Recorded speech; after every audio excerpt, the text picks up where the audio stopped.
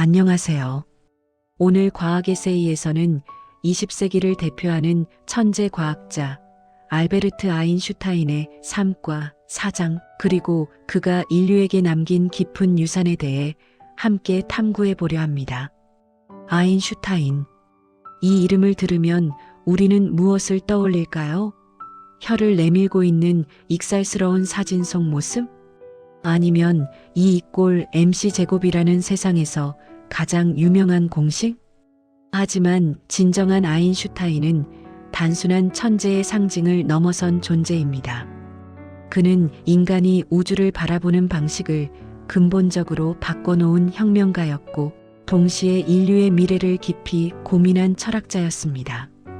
그의 이론들은 오늘날 우리가 손에 들고 있는 스마트폰의 GPS에서부터 병원의 MRI 검사, 그리고 우주를 탐험하는 인공위성에 이르기까지 일상 곳곳에 살아 숨쉬고 있습니다.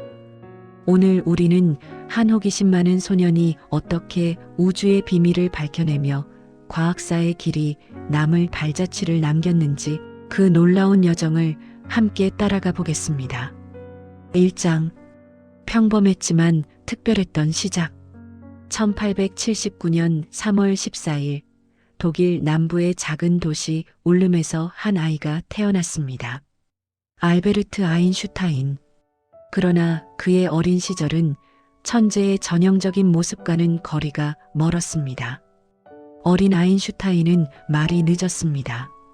부모는 걱정했고, 주변 사람들은 이 아이가 학습에 어려움이 있을 것이라고 생각했죠.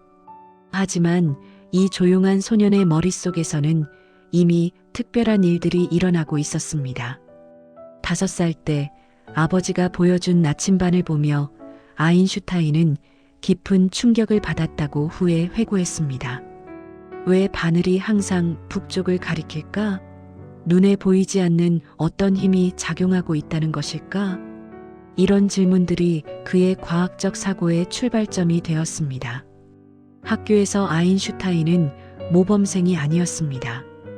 암기식 교육과 권위적인 분위기에 반감을 가졌죠.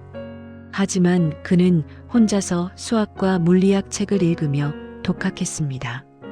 12살에 이미 기하학의 아름다움에 매료되었고, 미적분학을 스스로 터득했습니다. 10대의 아인슈타인에게는 특별한 능력이 있었습니다. 바로 사고 실험을 하는 능력이었죠. 머릿속에서 상황을 그려보고 그 상황에서 무슨 일이 일어날지 상상해 보는 것입니다. 16살 때 그는 이런 질문을 했습니다. 만약 내가 빛의 속도로 달린다면 빛은 어떻게 보일까? 이 단순해 보이는 질문이 훗날 특수 상대성 이론의 씨앗이 되었다는 것을 그때는 아무도 몰랐습니다. 1896년 아인슈타인 가족은 스위스로 이주했고, 그는 취리히 연방공과대학에 입학했습니다. 대학 시절의 아인슈타인은 여전히 반항적이었습니다. 수업보다는 혼자 공부하는 것을 선호했고, 교수들과는 좋은 관계를 유지하지 못했습니다. 졸업 후 그는 일자리를 구하는데 어려움을 겪었습니다. 교수의 추천을 받지 못했기 때문이었죠.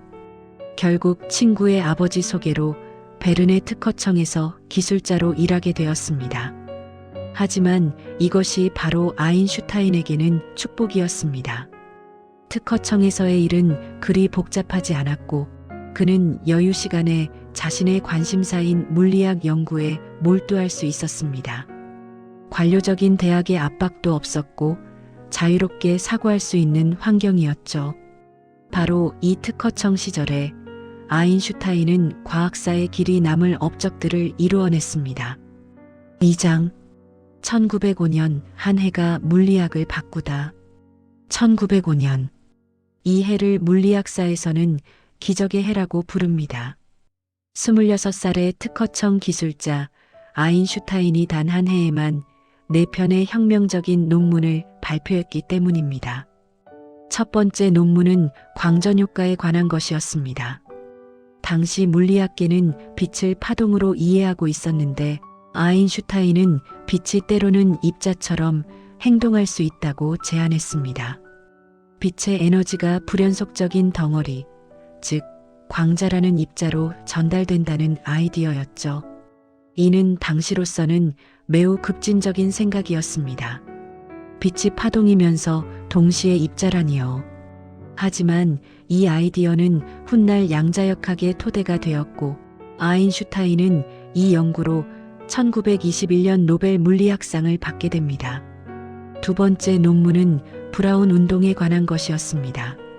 물 위에 떠 있는 꽃가루가 무작위로 움직이는 현상을 관찰한 식물학자 브라운의 이름을 딴 현상이죠. 아인슈타인은 이 움직임이 눈에 보이지 않는 물 분자들의 충돌 때문이라고 설명했습니다. 이 연구는 원자의 존재를 간접적으로 증명하는 중요한 근거가 되었습니다. 당시에도 일부 과학자들은 원자의 존재를 의심하고 있었거든요.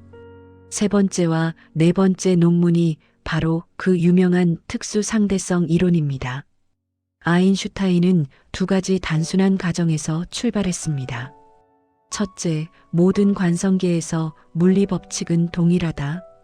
둘째, 진공에서 빛의 속도는 항상 일정하다. 이 단순해 보이는 가정들로부터 놀라운 결론들이 도출되었습니다. 시간은 절대적이지 않다. 빠르게 움직이는 물체의 시간은 더 천천히 흐른다. 길이도 수축한다. 그리고 질량과 에너지는 서로 변환될 수 있다. 바로 그 유명한 E = mc 제곱입니다. 질량 m에 빛의 속도시의 제곱을 곱하면 에너지가 된다는 이 간단한 공식은 우주의 근본 원리를 담고 있었습니다. 물질 속에는 상상할 수 없을 만큼 큰 에너지가 숨어 있다는 것이었죠. 처음에 이 이론들은 많은 과학자들에게 받아들여지지 않았습니다. 너무나 상식을 벗어났기 때문이었죠. 시간이 늘어나고 줄어든다니, 질량이 에너지로 바뀐다니. 하지만 실험들이 하나하나 아인슈타인의 예측을 확인해 주면서 과학계는 점차 이 혁명적인 이론들을 받아들이기 시작했습니다. 특히 E = mc 제곱 공식은 훗날 핵에너지의 원리를 설명하는 핵심이 되었고 원자력 발전소와 핵무기의 이론적 토대가 되었습니다. 아인슈타인 자신도 예상하지 못했던 결과였죠. 3장 중력을 다시 생각하다. 특수 상대성 이론은 등속 운동하는 물체를 다룬 이론이었습니다. 하지만 아인슈타인은 여기서 멈추지 않았습니다. 가속 운동과 중력까지 포함하는 더 일반적인 이론을 구상하기 시작했습니다. 1907년 아인슈타인은 내 생애 가장 행복한 생각을 했다고 회고했습니다. 그것은 바로 자유낙하하는 사람은 자신의 무게를 느끼지 않는다는 깨달음이었습니다. 엘리베이터가 갑자기 떨어진다고 상상해 보세요. 그 순간 엘리베이터 안의 사람은 무중력 상태를 경험하게 됩니다. 반대로 엘리베이터가 위로 가속한다면 사람은 평소보다 더 무거워졌다고 느끼겠죠. 아인슈타인은 여기서 놀라운 통찰을 얻었습니다. 가속과 중력을 구별할 수 없다는 것이었죠. 이를 등가원리라고 합니다. 이 아이디어에서 출발하여 아인슈타인은 8년간의 치열한 사고 끝에 1915년 일반 상대성 이론을 완성했습니다. 이 이론에 따르면 중력은 뉴턴이 생각한 것처럼 물체 사이에 작용하는 힘이 아닙니다. 대신 질량과 에너지가 시공간 자체를 휘게하고 이 휘어진 시공간이 물체의 운동을 결정한다는 것이었습니다. 흔히 이를 설명할 때 고무판에 무거운 공을 올려놓는 비유를 사용합니다. 무거운 공이 고무판을 움푹 들어가게 하고 그 주변으로 굴러가는 구슬들은 직선이 아닌 곡선 경로를 따라 움직이게 되죠. 바로 이것이 중력의 본질이라는 것이었습니다. 이 이론은 수성의 궤도 이상, 시간의 중력적 지연 등 뉴턴 역학으로는 설명할 수 없었던 현상들을 정확히 예측했습니다. 결정적인 순간은 1919년 5월 29일이었습니다. 개기일식이 일어나는 날 영국의 천체물리학자서 에딩턴은 아프리카와 남미에서 관측을 진행했습니다. 목표는 태양 주변을 지나는 별빛이 휘어지는 현상을 확인하는 것이었죠. 아인슈타인의 이론에 따르면 태양의 중력이 시공간을 휘게 하므로 태양 근처를 지나는 별빛도 휘어져 보여야 했습니다. 평상시에는 태양 때문에 별을 볼 수 없지만 일식 때만 관측이 가능했죠. 관측 결과는 아인슈타인의 예측과 정확히 일치했습니다. 별빛이 예측한 만큼 휘어진 것이었습니다. 이 뉴스가 전 세계에 알려지자 아인슈타인은 하루아침에 세계적인 유명인이 되었습니다. 뉴턴이 틀렸다는 헤드라인이 신문을 장식했고 시공간이 휘어진다는 아이디어는 일반 대중에게도 충격을 주었습니다. 사장, 과학자의 철학과 사회적 책임. 아인슈타인에게 과학은 단순한 지식의 축적이 아니었습니다. 그것은 우주의 조화와 아름다움을 탐구하는 영적인 활동이었습니다. 그는 종종 신의 생각을 알고 싶다고 말했습니다. 여기서 신은 종교적 의미라기보다는 우주를 지배하는 근본 원리, 수학적 질서를 의미했습니다. 아인슈타인에게 우주는 놀랍도록 이해 가능한 곳이었고 그 이해 가능함 자체가 하나의 기적이었습니다. 가장 이해할 수 없는 것은 우주가 이해 가능하다는 것이다라는 그의 말은 이런 경이로움을 잘 보여줍니다. 아인슈타인의 과학 철학은 경험론과 합리론을 절묘하게 결합한 것이었습니다. 이론은 경험적 사실에 기반해야 하지만 동시에 수학적 아름다움과 논리적 일관성을 가져야 한다고 생각했습니다. 그는 또한 과학자의 사회적 책임을 강조했습니다. 1930년대 나치가 대두하면서 아인슈타인은 미국으로 망명했고 평화주의자였던 그가 루즈벨트 대통령에게 핵무기 개발을 촉구하는 편지를 쓰기도 했습니다. 독일이 먼저 핵무기를 개발할 위험을 우려했기 때문이었죠. 하지만 히로시마와 나가사키에 핵폭탄이 투하된 후 아인슈타인은 깊은 후회에 빠졌습니다. 자신의 공식 E=mc 제곱이 이런 파괴적인 결과를 낳을 줄은 몰랐다고 토로했습니다. 이후 그는 핵무기 반대 운동에 적극 참여했고 세계 정부의 필요성을 역설했습니다.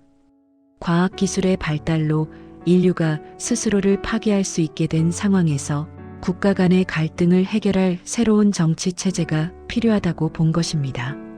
5장. 오늘날 살아있는 아인슈타인. 그렇다면 아인슈타인의 유산은 오늘 우리에게 어떤 영향을 미치고 있을까요? 먼저 기술적 측면을 살펴보죠. 우리가 일상적으로 사용하는 GPS는 아인슈타인의 상대성 이론 없이는 작동할 수 없습니다. 위성에 탑재된 원자시계는 지상보다 중력이 약한 곳에 있어 시간이 빨리 갑니다. 또한 위성이 빠른 속도로 움직이므로 시간이 늦어지기도 하죠.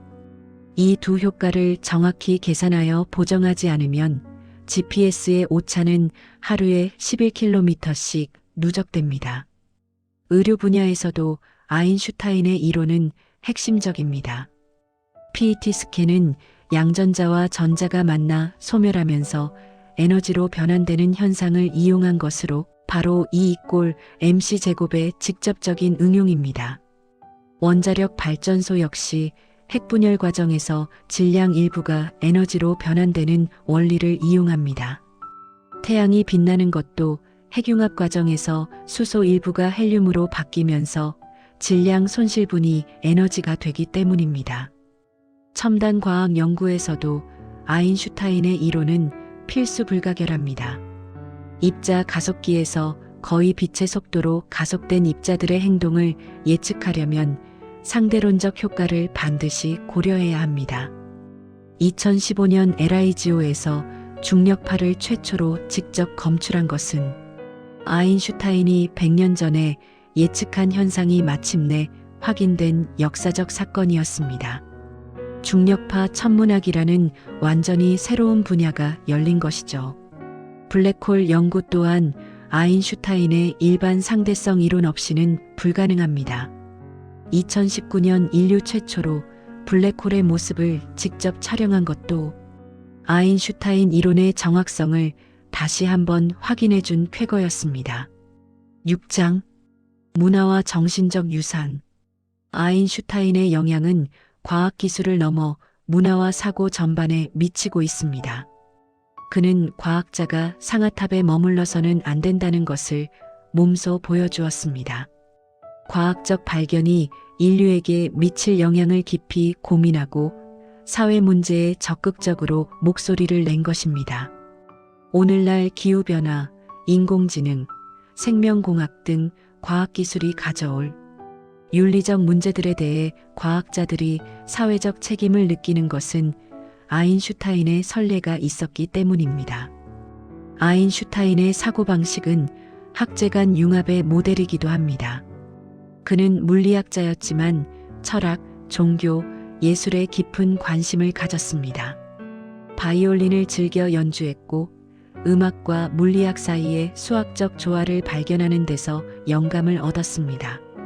상상력이 지식보다 중요하다는 그의 말은 창의성의 중요성을 강조한 것으로 오늘날 교육계에서도 자주 인용됩니다. 단순한 정보 암기보다는 창의적 사고와 비판적 분석 능력이 더 중요하다는 인식이 확산된 것이죠. 아인슈타인은 또한 실패를 두려워하지 않는 탐구 정신을 보여주었습니다. 통일장 이론 연구는 성공하지 못했지만 그 시도 자체가 후대 과학자들에게 영감을 주었습니다. 실수한 적이 없는 사람은 새로운 것을 시도해보지 않은 사람이다라는 그의 말처럼요. 7장 미완의 꿈 계속되는 탐구. 아인슈타인이 꿈꾸었던 통일 이론은 아직 완성되지 않았습니다. 하지만 현대 물리학자들은 여전히 그 꿈을 이어받아 연구하고 있습니다. 끈 이론은 모든 입자와 힘을 진동하는 끈으로 설명하려는 시도입니다. 루프 양자 중력 이론은 공간과 시간 자체가 양자화되어 있다고 봅니다. 이런 이론들이 성공한다면 아인슈타인의 오랜 꿈이 마침내 실현되는 것이겠죠. 양자역학과 일반 상대성 이론의 조화 문제도 여전히 물리학의 큰 도전 과제입니다. 블랙홀 내부나 빅뱅 직후의 극한 상황에서는 두 이론 모두 필요하지만 아직 완전한 통합 이론은 없습니다. 하지만 아인슈타인의 가장 큰 유산은 특정 이론이나 공식이 아니라 세상을 바라보는 자세 자체일 것입니다. 호기심과 경이로움, 끊임없는 질문, 그리고 우주의 아름다움에 대한 믿음. 이런 정신이야말로 과학 탐구의 본질이자 인간이 가진 가장 소중한 능력 중 하나입니다. 오늘날 우리는 인공지능, 기후변화, 우주 탐사 등 새로운 도전에 직면해 있습니다. 이런 문제들을 해결하기 위해서도 아인슈타인이 보여준 창의적 사고와 통합적 시각이 필요합니다. 8장 현대 과학의 최전선에서 만나는 아인슈타인. 21세기에 들어 아인슈타인의 이론들은 더욱 놀라운 방식으로 검증되고 활용되고 있습니다. 2017년 노벨 물리학상을 받은 LIGO의 중력파 검출은 아인슈타인 이론의 정밀함을 다시 한번 보여주었습니다. 13억 광년 떨어진 곳에서 두 블랙홀이 충돌하며 만든 시공간의 떨림을 지구에서 측정한 것입니다. 그 정밀도는 양성자 크기의 1만 분의 1 수준이었죠. 2020년 로저 펠로즈, 라인하르트 겐첼, 안드레아 게즈가 블랙홀 연구로 노벨 물리학상을 받은 것도 아인슈타인 이론의 승리였습니다. 우리 은하 중심의 거대 블랙홀 주변을 도는 별들의 궤도를 관측하여 일반 상대성 이론의 예측이 정확함을 보여준 것입니다. 양자 얽힘 연구 분야에서도 흥미로운 발전이 있었습니다. 2022년 노벨 물리학상을 받은 알랭 아스페, 존 클라우저, 안톤 차일링거의 연구는 아인슈타인이 의문을 제기했던 양자 얽힘이 실제로 존재함을 확실히 보여주었습니다. 아이러니하게도 아인슈타인이 으스스한 원거리 작용이라고 비판했던 현상이 이제는 양자 컴퓨터와 양자 통신의 핵심 원리가 되었습니다. 완전히 안전한 통신과 기존 컴퓨터로는 불가능한 계산을 가능하게 하는 혁신적 기술의 토대가 된 것이죠. 우주론 분야에서도 아인슈타인의 영향력은 계속되고 있습니다. 그가 일반 상대성 이론에 도입했다가 나중에 생애 최대의 실수라고 했던 우주상수가 오늘날 암흑에너지와 관련하여 다시 주목받고 있습니다. 우주의 가속 팽창을 설명하는 열쇠일 수 있기 때문입니다. 9장 미래를 향한 질문들. 아인슈타인이 남긴 과학적 유산과 더불어 그가 제기했던 철학적 질문들도 여전히 유효합니다. 현재 인공지능의 발달과 함께 의식의 본질에 대한 질문이 다시 제기되고 있습니다. 아인슈타인은 사람이 생각할 수 있다는 것 자체가 가장 큰 신비라고 말했습니다. 인공지능이 인간과 같은 의식을 가질 수 있을까요? 의식과 물리적 과정 사이의 관계는 무엇일까요? 기후변화 문제에 직면한 인류에게 아인슈타인의 사회적 책임론은 더욱 절실합니다. 과학자들은 단순히 연구실에서만 머물 것이 아니라 자신의 연구가 사회에 미칠 영향을 깊이 고민하고 대중과 소통해야 합니다. 우주 탐사가 활발해지면서 외계 생명체의 가능성도 진지하게 논의되고 있습니다. 아인슈타인은 우주에서 우리가 혼자라면 그건 엄청난 공간 낭비일 것이라고 말했습니다. 만약 외계 문명을 발견한다면 그것이 인류의 세계관에 미칠 영향은 어떨까요? 10장 교육과 창의성의 메시지. 아인슈타인의 또 다른 중요한 메시지는 교육과 학습에 관한 것입니다. 그는 암기식 교육을 강력히 비판하며 교육이란 학교에서 배운 것을 모두 잊어버린 뒤에 남는 것이라고 말했습니다.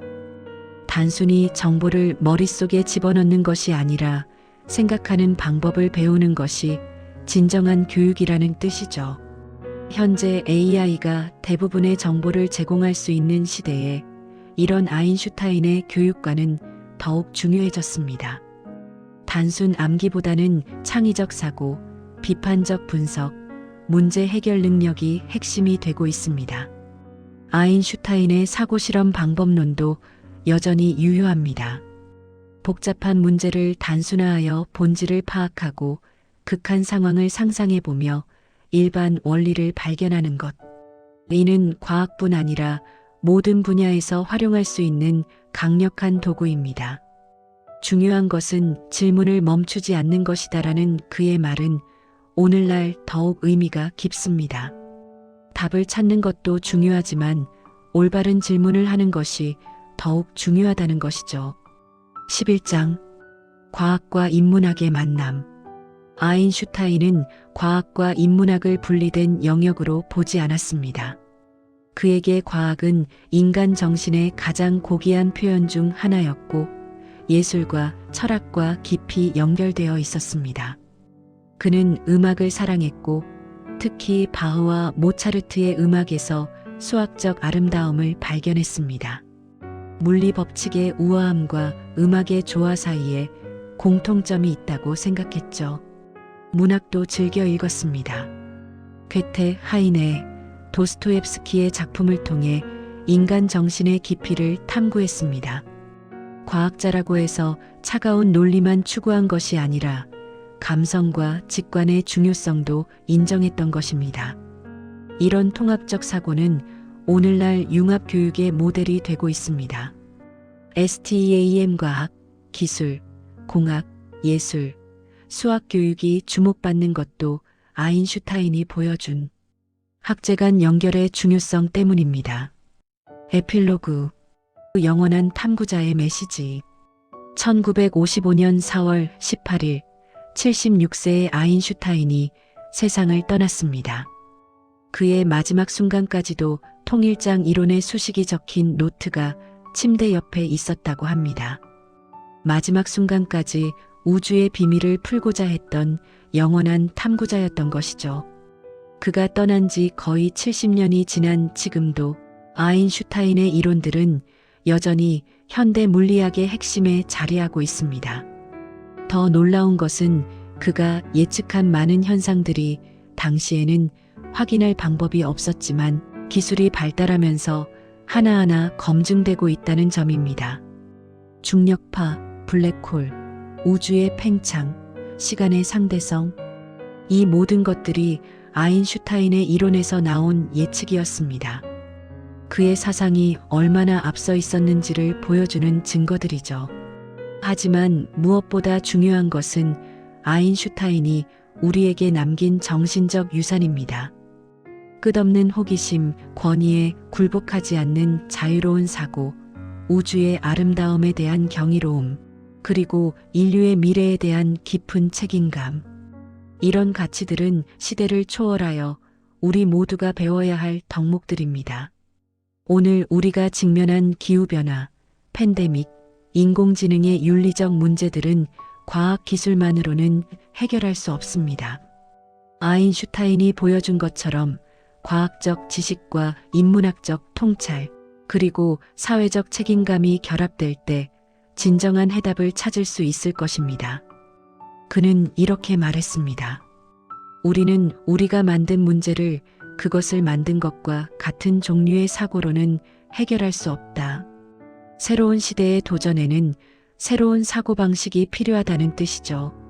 아인슈타인의 삶은 한 개인의 호기심이 어떻게 인류 전체의 세계관을 바꿀 수 있는지를 보여주는 놀라운 이야기입니다. 그 호기심은 여전히 살아있고 우리 모두의 마음속에서 계속 자라고 있습니다. 우주는 여전히 신비로 가득하고 탐구해야 할 질문들은 무궁무진합니다. 아인슈타인이 열어놓은 길 위에서 우리는 오늘도 그 여정을 계속해 나가고 있습니다. 우리 모두가 아인슈타인처럼 세상을 다른 시각에서 바라보고 당연하다고 여겨지는 것들에 의문을 제기하며 더 나은 미래를 만들어갈 수 있기를 바랍니다. 과학은 끝없는 모험이고 아인슈타인은 그 모험의 위대한 안내자였습니다. 그의 정신을 이어받아 우리도 각자의 분야에서 작은 발견이라도 해낼 수 있다면 그것이야말로 그에게 바치는 가장 좋은 헌사가 될 것입니다. 상상력은 세계를 포용한다는 아인슈타인의 말과 함께 오늘의 과학 에세이를 마칩니다. 감사합니다.